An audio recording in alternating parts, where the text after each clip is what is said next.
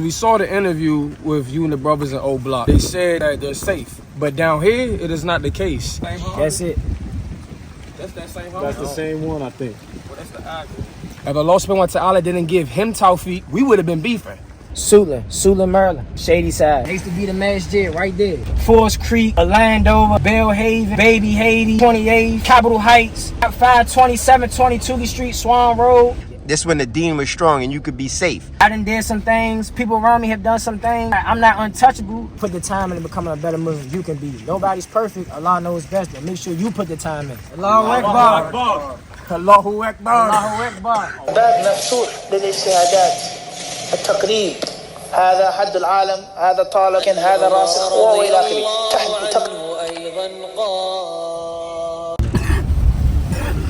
Assalamu alaikum wa rahmatullahi ta'ala wa barakatuh. To all of our Hadith disciples, YouTubers and viewers, welcome back to a new video on 𝗪𝗏𝗪 HD. I know what time it is right now. We in Maryland, MD. So we with the brother right now. Chaos. What's up, gang? Assalamu alaikum. Wa alaikum salam wa rahmatullahi ta'ala wa barakatuh. So he is going to be showing us and telling us and explaining to us what it's like to be a Muslim in the DMV, in Maryland in specific. What area are we going to, Chaos? 𝗪𝗏𝗪𝗏. Yeah, so they call it Shadyville? Shady side. So Shady side. I grew up in 𝗪𝗏𝗪𝗏 in a neighborhood called Rushtown, Shady side. It's literally the only thing separating between Shady side and DC is a white line. It's only a white line. Oh. That's where we going today, man. Get out the ins and the outs of it, man. Okay, y'all know what time it is. So right now we getting a call. We're gonna see where the other brother at, because right after that we're gonna do some brothers in DC as well and get their perspective on what it is to be like a Muslim in that particular state as well. Inshallah ta'ala. Right now we in Capitol Heights, Cap Heights. Everybody know famous Capitol Heights. We on Capitol Heights Boulevard. Next street over is Launchmont, right here by the Coin Laundry. If you from the DMV, you know where I'm at. You know where we at. So I'm about to take them past 𝗪𝗏𝗪𝗏. If you ever been to the masjid in Capitol Heights, you know where this is at. No further explanation. Y'all about to see it for yourselves. So like I was telling you out, summertime right here. This building right here to the right used to be packed. All this used to be packed. You see, it's closed down now. There used to be 𝗪𝗏𝗪𝗏. Make this left, huh? There used to be the masjid right there. It's no longer a masjid. So right now we going up Launchmont. We just turned off Central Avenue. Make it left, huh?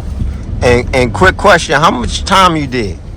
I did most time I ever did. I did most of my time in juvenile, and then I've been out of juvenile since I was 15. And how old are you now? I'm 28. I'm 28. I got locked up as an adult. Only did 3 weeks up there. I did a year on house arrest. I did a whole year on house arrest. My plea was a year on house arrest, 5 years probation. So I literally just completed that. And then when you decided, like, man, I'm good. Good question. When my grandmother died literally a week before I got off house arrest. I got sentenced. I got locked up. So when you was on house arrest, you was still plotting and planning? I couldn't really do too much, but yes, correct, I was. And when I get off the box, I'm gonna do this, I'm gonna do that. And I did fiddle and diddle back in the streets a little bit, but it didn't last for too long. Allah knows best. I got sentenced. I got locked up December 31st, 2015. I got sentenced October 10th, 2016. And I had to do a whole year on house arrest. So I got off house arrest probably like, I want to say August of 2017. My grandmother literally died a week before I got off house arrest. She died August 12th. I think she died August 12th. Or August 11th. I'm sorry, August 11th. Right before my sister's birthday. So this is going to be real quick, because I so yes, sir. You know, a lot of people are saying it's a trend right now, everybody accepting Islam. And in my opinion, I mean, if you want to say it's a trend, it's a beautiful trend, right? Sure. So this quote unquote same trend happened around 2008. They saying 2009 out here. This when the deen was strong and you could be safe. Yes, sir. So in Old Block right now, because we went to Old Block, and alhamdulillah, as a Muslim, you're safe in Old Block, one of the most violent places that they coined, whatever, in America, you name it, right? Yes, sir. do you think, in your opinion, that how they lost the deen, right, here, and you're not safe as a Muslim if you have a Vic or a op, that eventually in O Block the same thing may happen in the next 5, 6 years, 7 years, 10 years? That's a beautiful question. Allah knows best. I can't predict the future. I just know us as black men, the most fragile thing is a black man's pride. And that's just me just being real. I hope not. But like I said, when it's a trend, when it's a fad, Allah knows best. Everything seems good when it's going good. It's about when it's going bad. You feel what I'm saying? Everything is good when it's going good. It's, oh, salam alaikum, rahmatullahi wa barakatuh. Wa alaikum salam, alhamdulillah. It's good.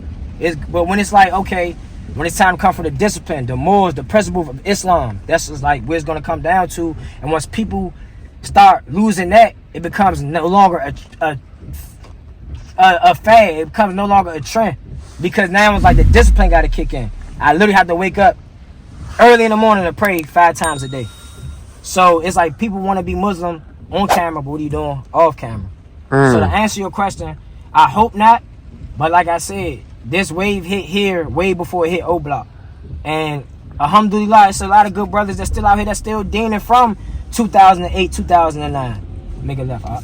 That were in the streets, that were killers, quote unquote, gangsters. Nah, for real. That done did it. Yes. Yourself included. May Allah forgive you for everything that you have done. That's why, guys, we not really gonna be walking around the neighborhood too much. So because it's not a safe environment. We ain't going sugarcoat it. We're not gonna sugarcoat it and make this right here. We're gonna keep it real. The brother has been in some things. Certain people see him. It might not go his way, you know. But Allah knows best. I feel as though we protected, but I gotta, as a brother, put you on game. I can't have you going in here being blind. That's not what brothers do. So before we even started this interview, this raw uncut, I had to tell him what it is. Like, I done did some things. People around me have done some things. I'm not untouchable. People know what's up with me, but I'm not untouchable. You can touch me right now. Yeah. Literally. So, like I said, man, it's just taking one day at a time out here, man, trying to bring the deen back. On Fridays, people, it's cool on Juma. It's cool on Juma, but at the end of the day, when you leave Juma, it's back to the old, we back on this side. We back on that side. I better not see him out of bounds. If I catch him here, it's messed up out here. Yeah, it's up. Right here, this is where I grew up at. This called Rush Time. So this DuPont, everybody know the famous DuPont. DuPont right here. So I'm assuming it ain't safe to play ball right there. Nah, it's cool. It's cool. Like I said, man, I'm gonna keep it already uncut for y'all. I don't post up around here no more. Y'all won't even catch me out here. That's not the life I live. But back in the day as kids, man, we used to play there all the time. Play there all the time. This Porter, it's just one big neighborhood. So this right here is called Rush Town. And usually everybody in Rush Town kind of stick together and they go at other hoods. Back then, I guess if you from the DMV area, keep straight. If you from the DMV area, you really gotta be from Rush Town to know about Rush Town, because not a lot of people claim it. The hoods you hear most in the DMV is like a Baltimore. Well, Baltimore, but like in this DC metropolitan area, this Maryland metropolitan area, DC metropolitan area, you hear like a Forest Creek, a Landover, a Bellhaven, a Baby Haiti. You got 28th, you got Capitol Heights, you got the whole 527, 22 Street, Swan Road. Like, you hear hoods about that. You really don't hear about a Rush Town because we so small. So to be from here, you really got to be from here. So you really got to be from here. Famous Wingate Road. You gonna make this left right here. This Kendrick right here. So make this left. This would whoever y'all sent to the address, this was where they should be popped at. Alright, so we can pull up here for a little bit. Want me to park right here? Yeah. That's cool. Okay, so we out here, Rush Town. Obviously, y'all got the previews. It's not the change straight from my boy Chaos. Just speaking about how it is to grow up and to be a Muslim in Maryland area, DMV, so to speak. So we gonna also do some brothers from DC. So we got another brother right here in Maryland. We're gonna do some talking. We just trying to figure it out how it is to be a Muslim in these different cities, urban cities, because we know like there's a lot of gang and a Muslim affiliation combined. And like we said, when we say a lot of people are in the comments saying, oh, it's a trend, oh, it's a trend. But if it is a trend, quote unquote, it's a beautiful trend. And we hope that everybody can stay on the trend and actually, even if you're faking it, but they say fake it till you make it, sometimes that's what it is. If you knew my story and how I accepted Islam, then you would understand that, you know, not necessarily everybody that accepts Islam is sincere, and sometimes that changes. Yeah, so what you gotta say to the people, man? Well, like I said, it's like the brother said, man. Fake it till you make it. Allah knows best. But all I gotta say is to all the Muslim brothers, if you on your deen, man, stay on your deen. Don't stop being on your deen. Whether you did it for protection, whatever you did, Allah knows best. May Allah forgive you for all your shortcomings. May Allah accept all your doers, man. Just strive strong. Just strive strong. Just go strong in the deen. Don't use it for protection. Use it and get the knowledge out of it. Actually know the meaning of Islam. Actually know the meaning by your 5 pillars. Actually know the meaning by the pillars of faith and iman. So actually put the work in and put the time in becoming a better Muslim you can be. Nobody's perfect. Allah knows best, but make sure you put the time in. Make sure you put the time in to do it for your sake. And everything is just falling order, man. You plant the seed, it'll grow to a tree, man. So we got another brother, 𝗪𝗏𝗪𝗏𝗪𝗏𝗪𝗏𝗪. Just had a great battle. He took the win. Alhamdulillah, Allah suffice today. So we want to talk a little bit to him because he grew up in what part of Maryland? I grew up in Laurel. Okay. So I grew up in Laurel. And you lived in what parts? What parts in Laurel? No, just necessarily like all over. Like, have you been through different parts of Maryland? Mainly Laurel, but right now I live outside of Baltimore, West Baltimore. And I mean, I can honestly say, like, being Muslim in Maryland, DMV, DC, is like, because we saw the interview with you and the brothers in O Block, and they said that, you know, alhamdulillah, they're safe. And I'm not saying what they said is not true, because I never been to O Block. We have no reason to believe that they are lying. But down here, it is not the case, because alhamdulillah, Allah subhanahu wa ta'ala has probably gave them tawfiq and gave them understanding. They haven't, Allah subhanahu wa ta'ala has not given us that. I'm not saying that he hasn't given anybody that, but as a whole, we do not have that down here. Example, if Allah subhanahu wa ta'ala didn't give him tawfiq, an ounce of it, and didn't give me an ounce of tawfiq, we would have been beefing over an individual that we had in common. That was a common denominator was his man. His man is locked up. His man was locked up dealing with an individual, a female that I used to deal with. Right? This is, of course, before, you know, I was a jahil. This is before Islam. So, long story short, she was trying to put us at odds. You know what I'm saying? But you know what I'm saying? So, but he saw Islam put y'all at Brotherhood. Yes, had I not had tawfiq, but he could have had tawfiq, he would have still stood his ground and would have had to do what he had to do, and I would have been a jahil and would have died in that state, perhaps, or other way around. You know what I'm saying? But he has the discernment and the aqeedah and the, you know, can see, like, all right, this brother, he's on business. You know what I'm saying? And you did time yourself. Yeah, I did 4 years in the state of Maryland. 4 years in the state of Maryland. Been stabbed in there. We're gonna stay right here for a little bit, 2 minutes, and then we're gonna head back. So I was in many knife fights, many brawls, prison brawls, and one-on-ones. How long has it been since you accepted Islam? 8 years. And how long has it been since you got this consciousness that if this guy is a Muslim and I'm at odds with him, I'm gonna stay away because he's a Muslim. But I'm not gonna be a fool. I'm also gonna protect myself. Yeah, I mean, how long that's been? Honestly, say that again. I was minding that. Oh car. We watching because it's the real. We not safe. Like, I'm gonna be 100 right now. We not safe. We in a war zone right now. So say that question one more time. See, and a lot of people, that's just like the neighborhoods in Brooklyn. You have $1 million brownstone, $1 million brownstone, and it's going down. And may Allah protect us from that as Muslims. So the thing is, when you came to that realization that if a brother that I'm at odds with is Muslim, then I'm done with him. I'm not doing anything, but I'm still gonna protect myself if I need to be against a Muslim that's hasn't reached that stage. How long has it been since you got there? I was there. It felt like almost immediately. You know what I'm saying? It felt like almost immediately because when Allah subhanahu wa ta'ala puts the Aqidah, puts the belief of Tawheed in your heart, and you are abiding by the Sunnah, you're not going to be in a position to where as though you're going to now want to transgress against another brother.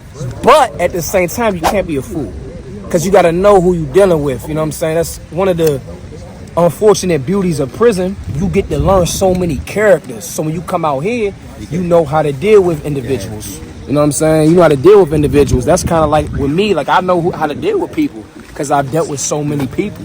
You know what I'm saying? Dealt with so many different characters. So man, this nigga may be a nut. You know what I'm saying? But he may have the mentality that not all Muslims are, you know what I'm saying, your brothers. Yeah. This person may be the complete opposite. So and it's a lot of people, as I said, they're saying, because I mentioned the only thing that's going to unite us is La ilaha illallah wa anna Muhammadan Rasulullah. So a lot of people like, yo, Muslims fight against each other all the time. Yes, that is correct, right?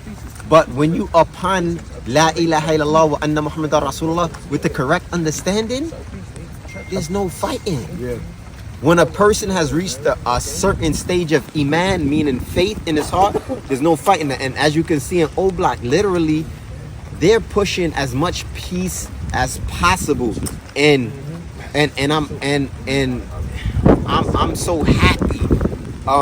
Because as we said, when we went to the convention in Chicago, we never meant to go to O Block. That just happened to fall upon us, and now one thing I don't mean to cut you off, but one thing I can probably honestly say is what is a prime difference is the fact that they respect their elders.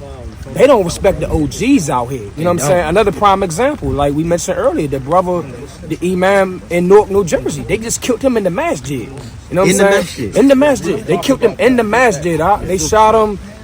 I don't know they shot him in the head or what, but at the time of Fajr.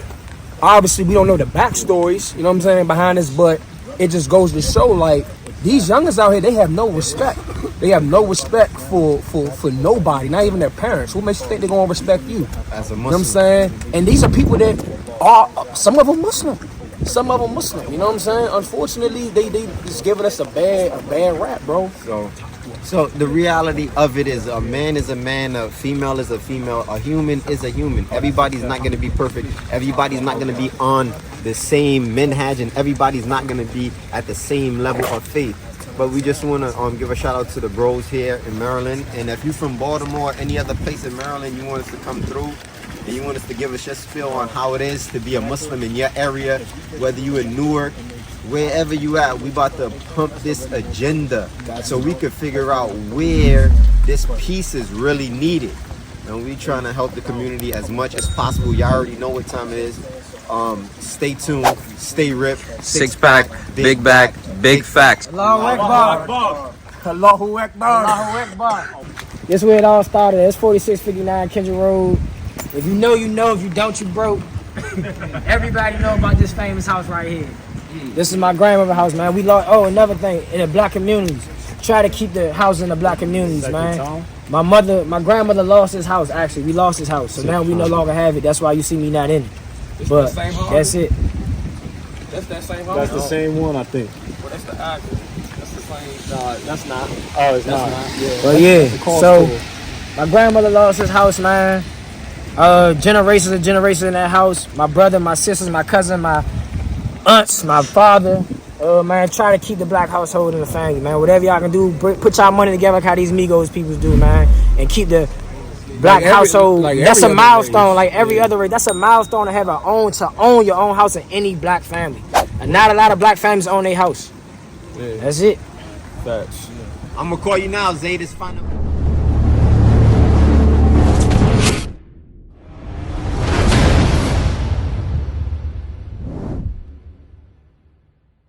Indeed, in the body, literal translation, is a lump of flesh, a piece of meat.